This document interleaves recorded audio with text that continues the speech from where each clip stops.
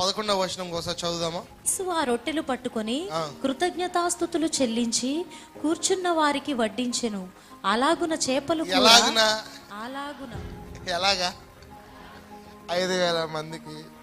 మనకేమో 31st night భోజనాలు, first భోజనాలు అంటే ఓ పేపర్ బుక్ పట్టుకొని 2 వారాలు తిరగాలి. మనం 3 వారాలు తిరిగితే కానీ మనకు పని అవ్వదు. ఇక్కడ ఎలా జరిగింది? ఎలాగంట 5 రొట్టెలు 2 చేపలు 5,000 మందికి పిచ్చా? నీకేమన్నా? ఏం ప్రభువా?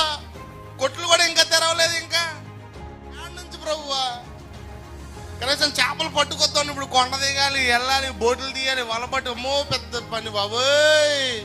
5,000 మందికి ఎలా ప్రభువా? పచ్చని గడ్డి ఉంది, కూర్చోబెట్టండి అంటున్నాడు. గడ్డిలో కూర్చోబెట్టమంటే ఇంకేం మర్చిపోయిందా? 5,000 మందికి ఆహారం పెట్టడం అంటే మామూలు విషయమా? ఎక్కడి నుంచి తీసుకురావాలి?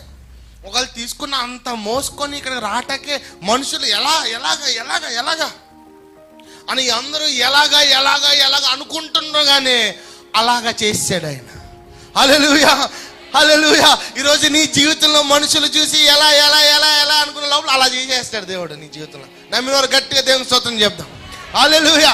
ఎలాగ చేస్తాడని అనుకునే లోపల అలాగ దేవుడు నీ జీవితంలో కార్యము చేయును గాక. హల్లెలూయా. ఇది ఎలా సాధ్యం అనుకునే లోపల అలా సాధ్యపరచును గాక. ఇది ఎలా జరుగునని మనుషులు అనుకునే లోపల అలాగ దేవుడు చెయ్యును గాక. ఫరో అనుకున్నాడు వీళ్ళు ఎలా దాడతారు అనుకునే లోపల అలా దాటించేశాడు ఆయన. హల్లెలూయా. ఈరోజు ఎలా కడతారు అనుకునే లోపల అలా కట్టేస్తావు నువ్వు.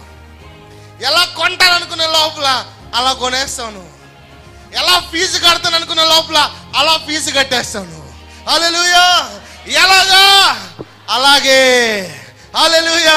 ఆయన్ని నమ్ముకుంటే అన్నీ అలాగే జరిగిపోతాయి. ఈరోజు నీ చేయి దాటిపోతున్న పరిస్థితి ఈరోజు నీ చేతిలో లేదేమో, నీ వల్ల అవ్వట్లేదేమో, నీ బిడ్డలు నీ చేతిలో లేదేమో, నీ భవిష్యత్తు నీ చేతిలో లేదేమో, ఎలాగా అనుకున్నావేమో అలాగా దేవుడు కార్యము జరిగించును గాక.